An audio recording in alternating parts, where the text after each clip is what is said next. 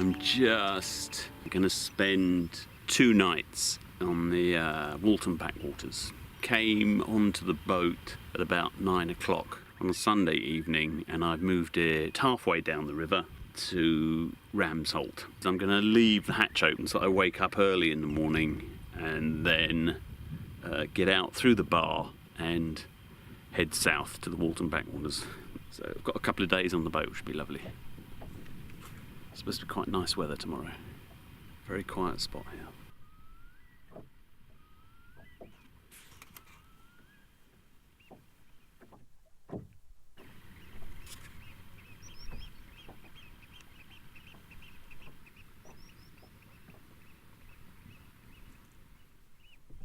If you look at many corporate training exercises now, you kind of almost bring back the kind of physicality into the workplace as stimulated. So deliberate making work more physical, I could imagine being a major trend in the next 20 years of work.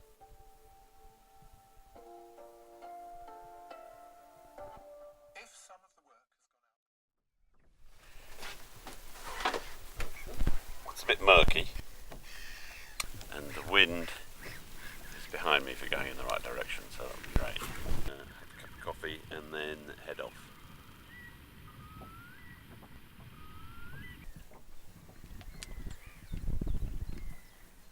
I'm in 7 metres of water at the moment, so I'm going to come across to the side of the river to get out of the tide to about 1.5 metres and then sneak along the shore.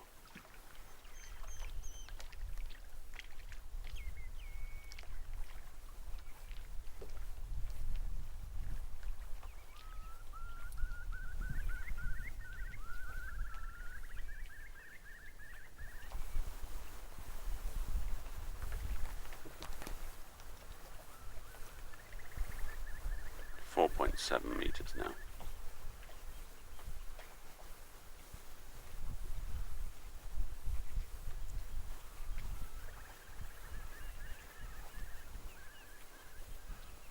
There are a few other early risers up. It's the second yacht to come past.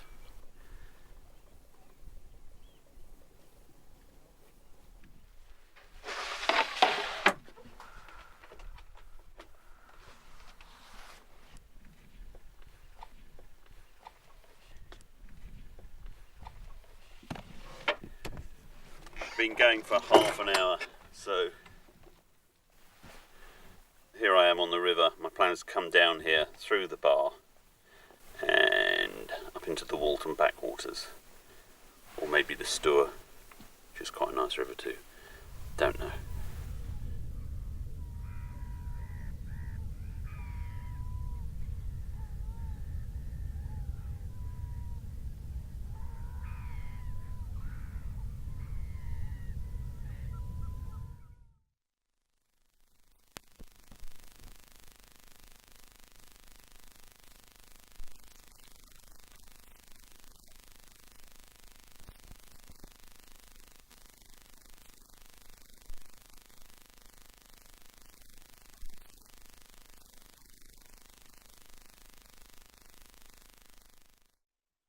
Comes some sunshine and some rain. Come on, sun. The ebb has now set in, so I've got the tide with me. And here is a dinghy cruiser. You hero, mate.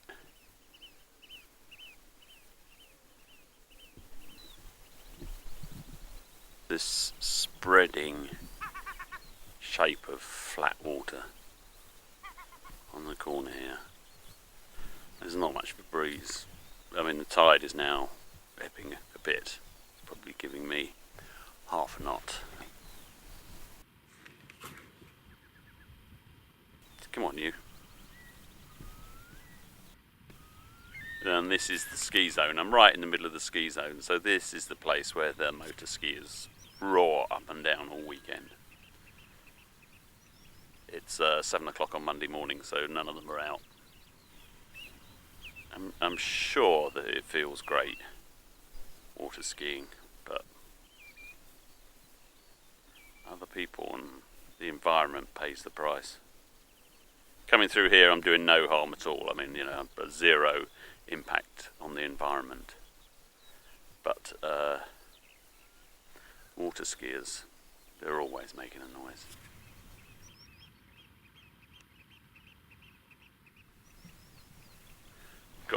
Got 3.7 metres.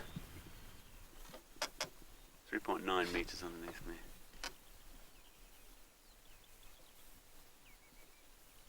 Boat's deciding it wants to round up. You can just feel the river kind of taking control of the boat. I haven't got the plate down. I suppose she'd self-steer more easily if she's got some direction there. There you go.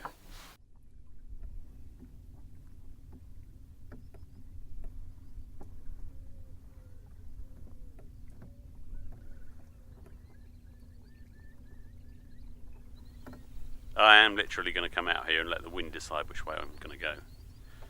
I assume it's in the kind of north-west today, and tomorrow it'll be in the southerly, so it'd be stupid to motor up to my favourite river, which is the Butley. So I'm going to reach, I think, down through the busyness of Felixstowe docks, and then to the peace and tranquility of the Walton Backwaters, where I hope to do some rowing. It's not mountains here, but it's a wide landscape. You can see a lot. How about a 360? Okay, so this is coming up towards Felixstowe Ferry. 7:30 on a Monday morning. Now you see, a Scotsman would look at that and go, that is dull. But actually, it's not dull.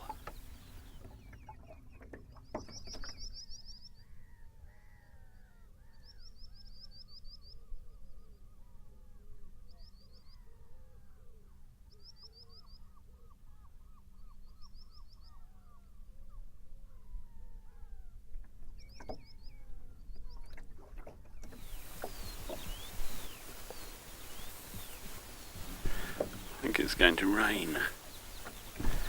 The weatherman said it wasn't going to rain.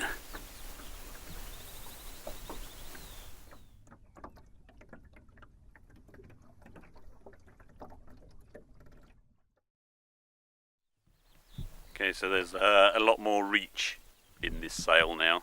Wind has come more or less on the beam.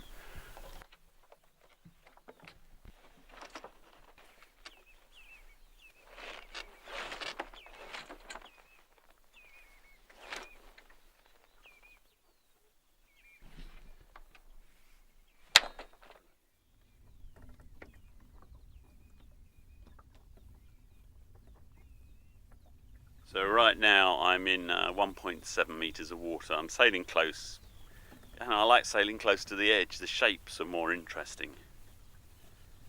I'm losing a bit of tide, but that's alright, there's not much tide. And the boat is just tickling along beautifully. Beautifully.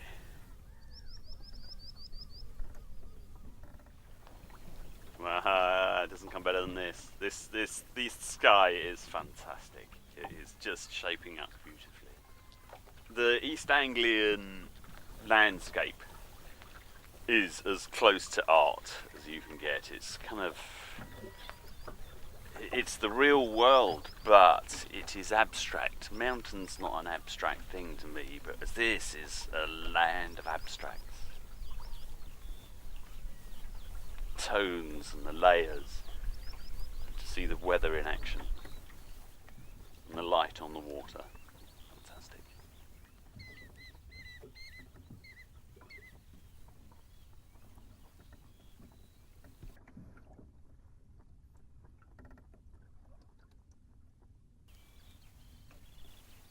They're ahead of the first moorings in Felixstowe Ferry. By the time I go out through the bar, it should be slushing underneath me pretty nicely. So, you know, it should be a piece of cake. Should be loads of water. It's just, I don't really, I've not much of an idea as to where the channel goes, but hopefully somebody else will be leaving. because of course the chart plotter is historical data as far as us East Anglians are concerned, because stuff moves around. Not like Scotland, where it pretty much stays where it is.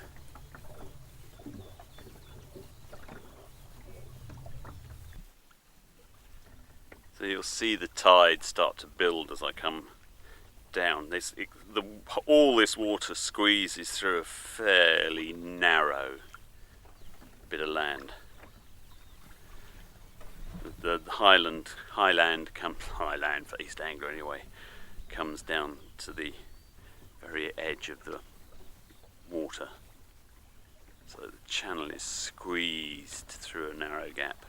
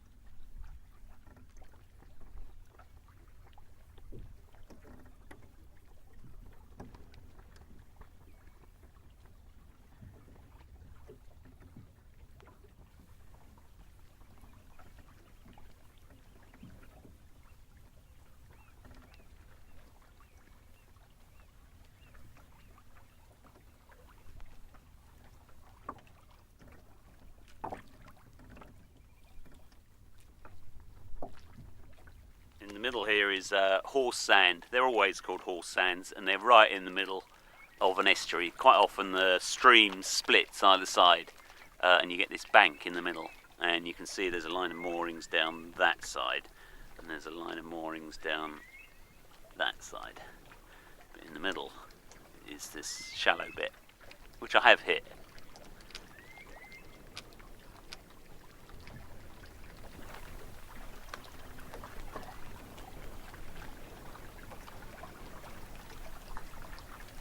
The stream is picking up speed now.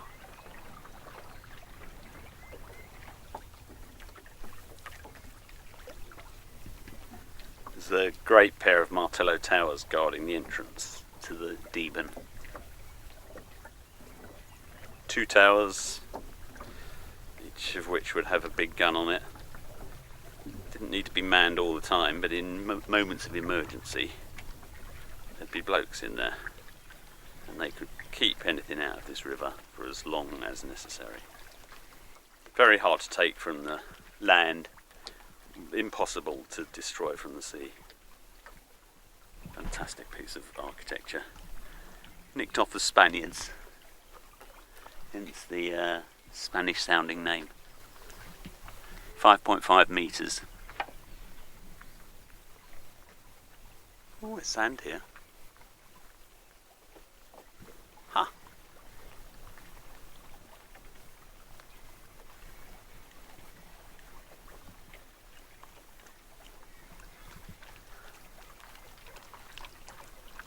Tantrum. Oh, tantrum, okay.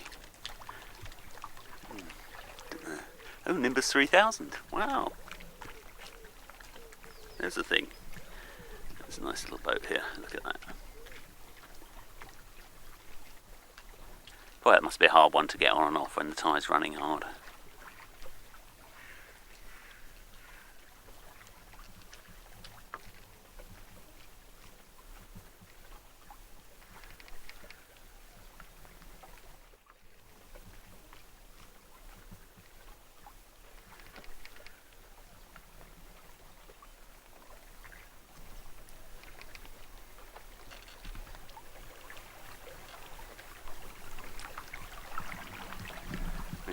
I'm going to flip over to the other side of the river,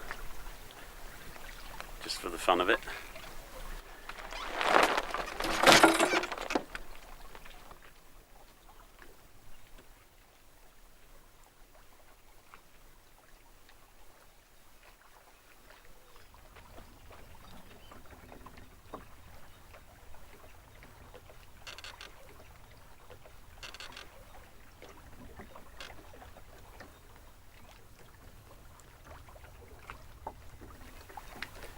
Fife motor sailor there, come down from Scotland. Felixstowe Ferry Sailing Club.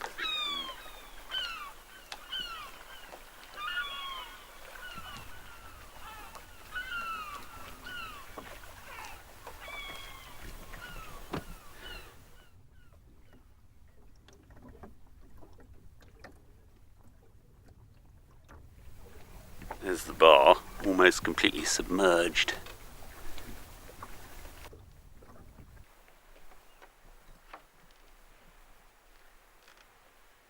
There was a big gun right in the middle, so it could fire all round, and they would like to put pairs of them so that they could protect each other. So if one of them came under land assault, the other one could be firing a very accurate shot at the blokes assaulting it. Very, very hard things to take.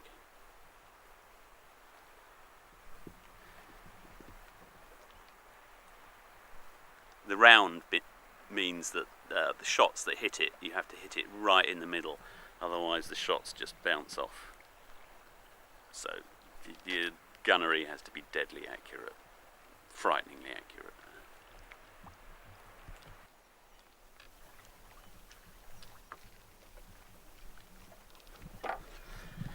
I'm going to lengthen the painter on the dinghy.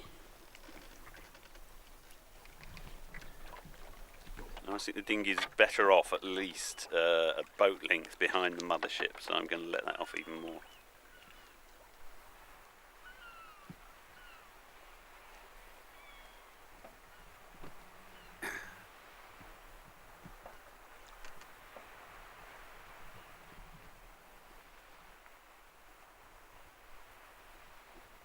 I'm sailing out of here, but I did fire up the engine just to make sure that the engine's warm.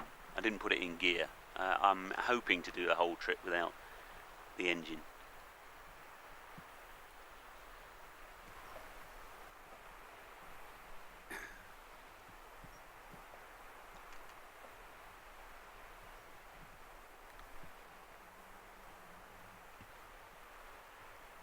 So this is one of the reasons why it's frightening, is because along one side are rocks, and along this side, it's quite benign today, but when the wind's any northerly in it, is raging seas. You can see that the first bits of the bar are starting to emerge. They've been colonised by the lions of the sea world. They rule the roost. The gulls, they're the first to take the land. Later on the oyster catchers will come in.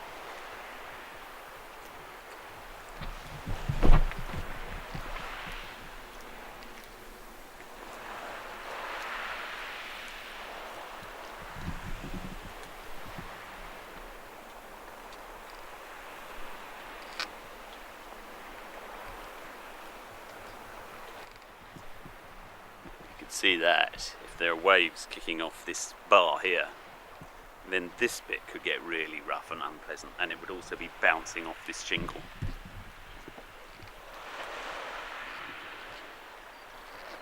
It's the second Martello.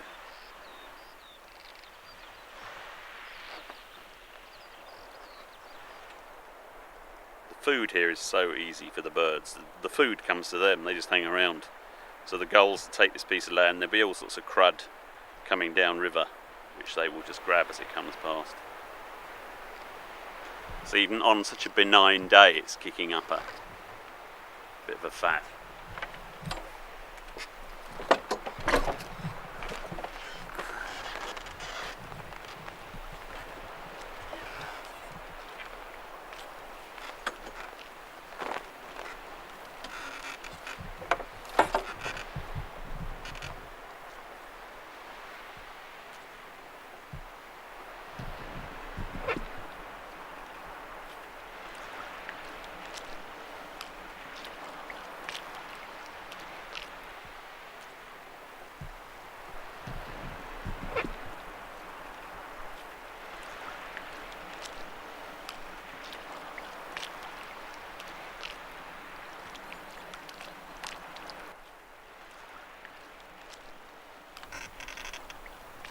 So we've been going for about, it's half an hour since we left the bar. Oh look, there you go. Art. If that's not art, I don't know what is.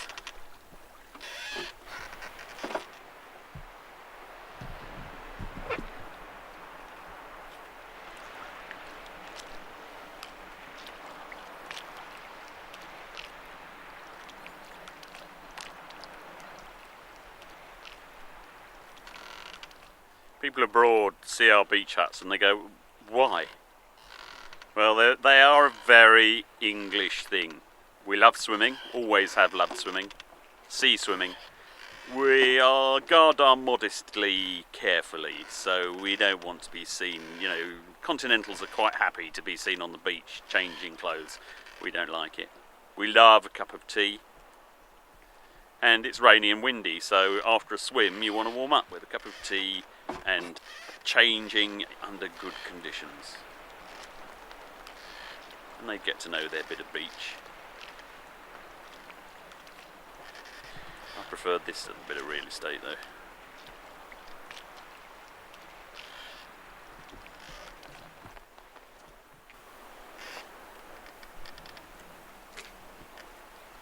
The sea is winning here.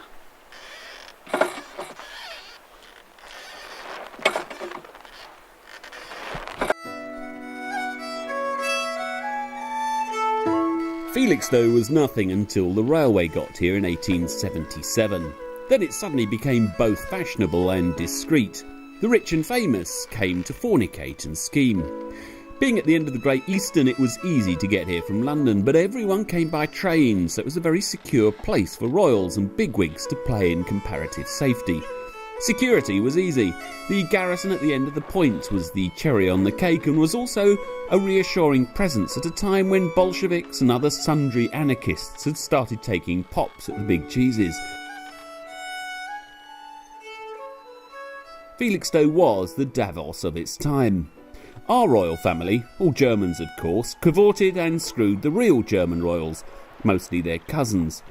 But when photography was invented, being discreet got that bit harder, so the toffs abandoned the place. It's been downhill ever since, mostly caravans and retirees at the moment. Might just try jibing away a little bit.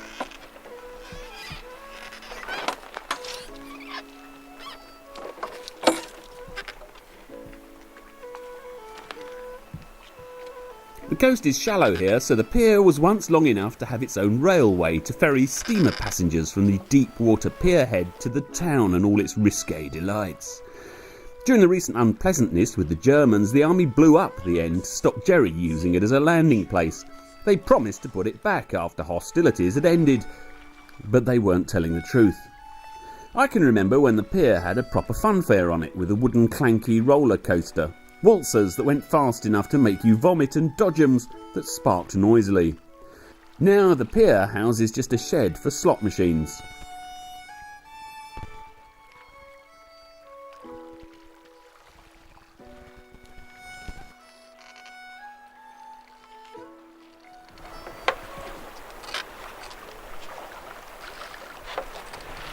Snooker club with a view.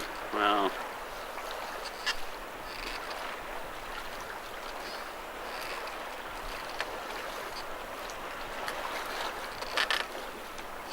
family amusements. Fish and chips, cream shake. Okay. Slush. Sands Diner.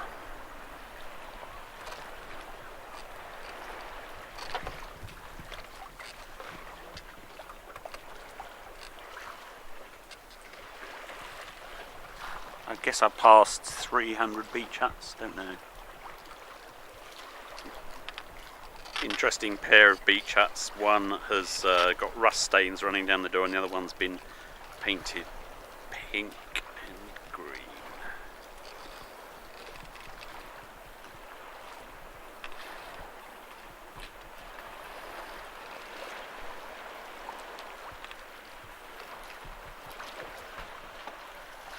Stranded cat.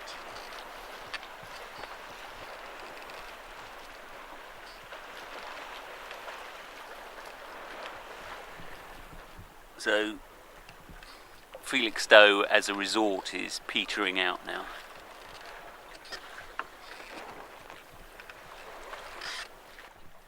It'll now become a completely functional place as you watch as we come round the corner and it turns into a dockyard. It is a quite amazing transformation. Dutch landed here once. We whooped their asses, sent them back where they came from. Stick that in your pipe, De Ruyter. So here we have the National Coast Watch.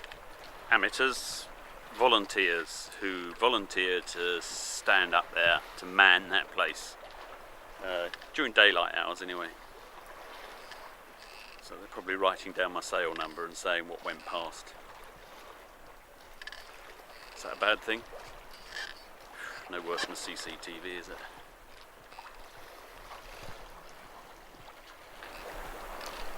Beach anglers. Get cod coming past here apparently.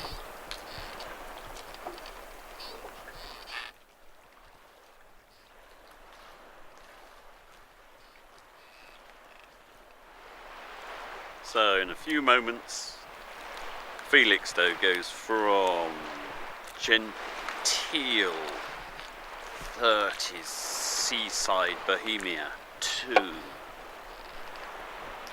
commerce, industry, consumerism. Marvellous.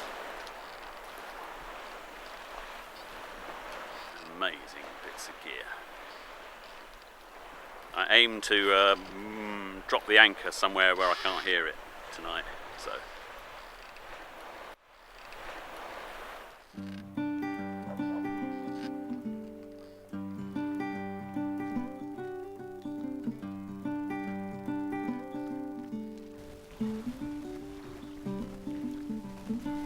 Felixstowe is dominated by the docks. Big machines and a few tiny men managing the movement of millions of tons of cargo.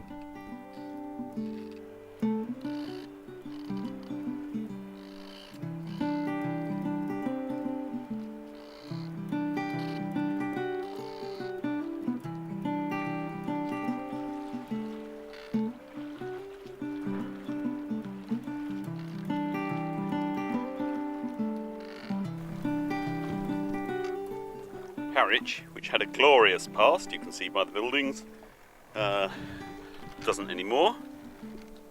That's been like that since I was here last time, 6 years ago, and it's been killed by that.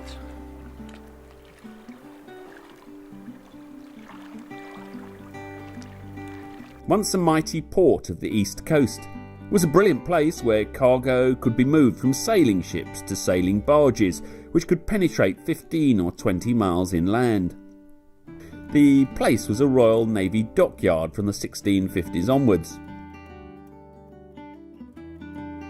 Big, impressive church. Seamen take God seriously.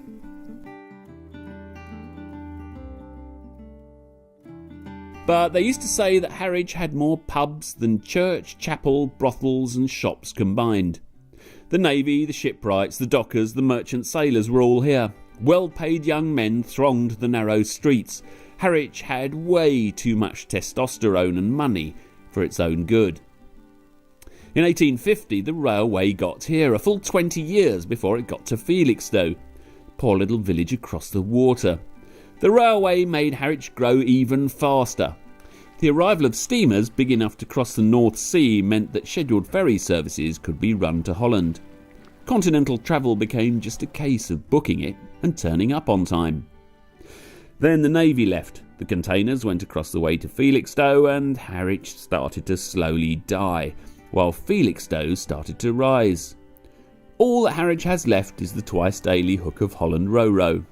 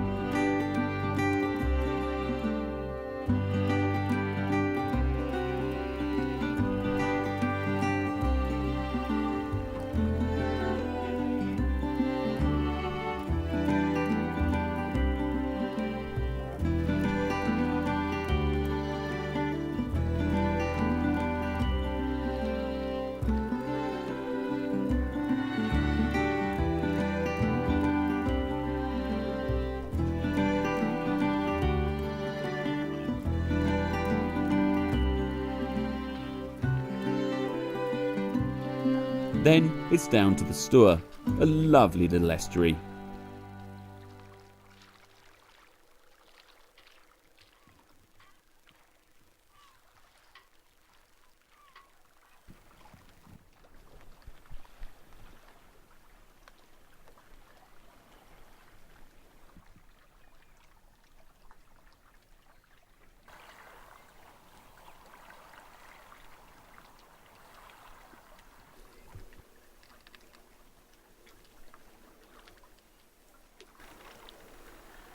I'm about 2 miles up the Stour, or Stour. People disagree about how to pronounce it.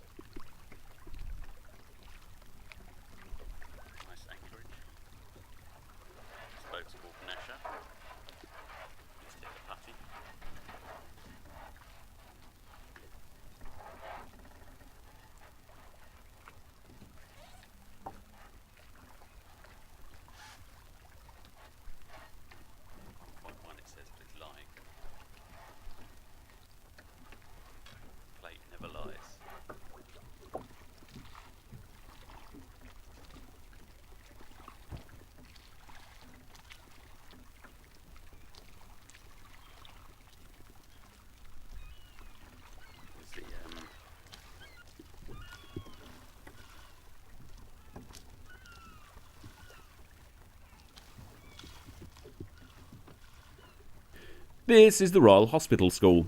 We played rugby, cricket and raced dinghies against them. It's a school for the sons of the Navy. They used to have to wear white sailors' hats and also had to pass HQ at the double. We found them to be immensely entertaining blokes. Crap sailors, though.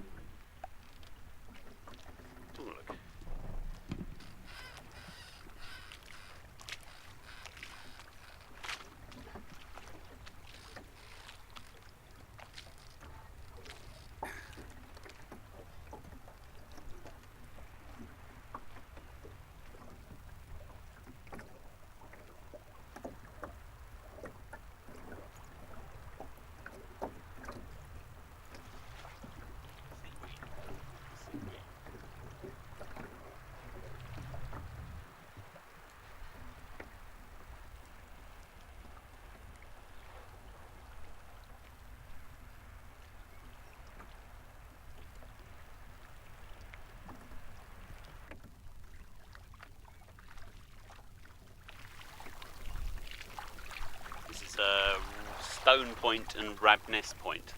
I think this is Stone Point. And down here is Rabness Point. See, these little huts need a lot of maintenance.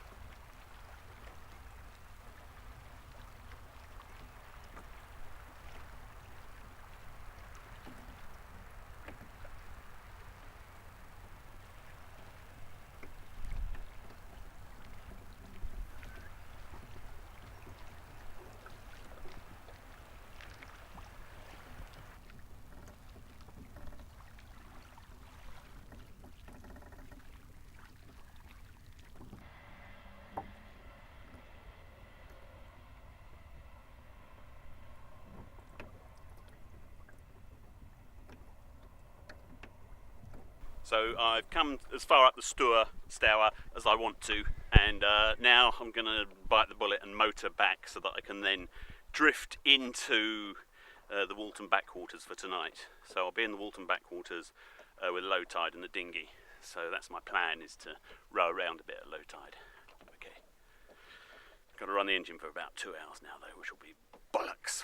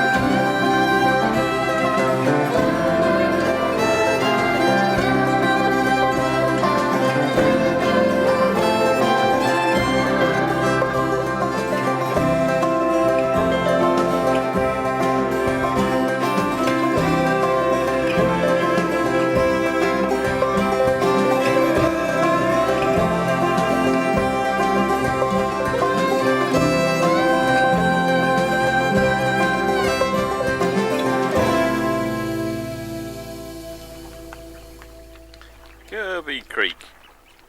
No anchoring, no fishing, several orders. Don't quite know what several orders means, but there you go. There you go.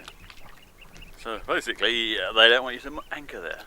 But around the corner is Landsmere Creek, where I am allowed to anchor.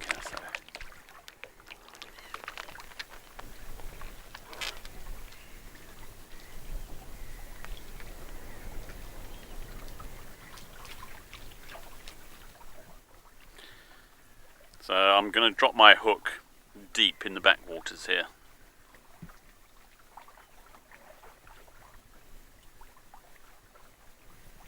There's a spot here that's 5 metres deep, so I shall stay afloat all night.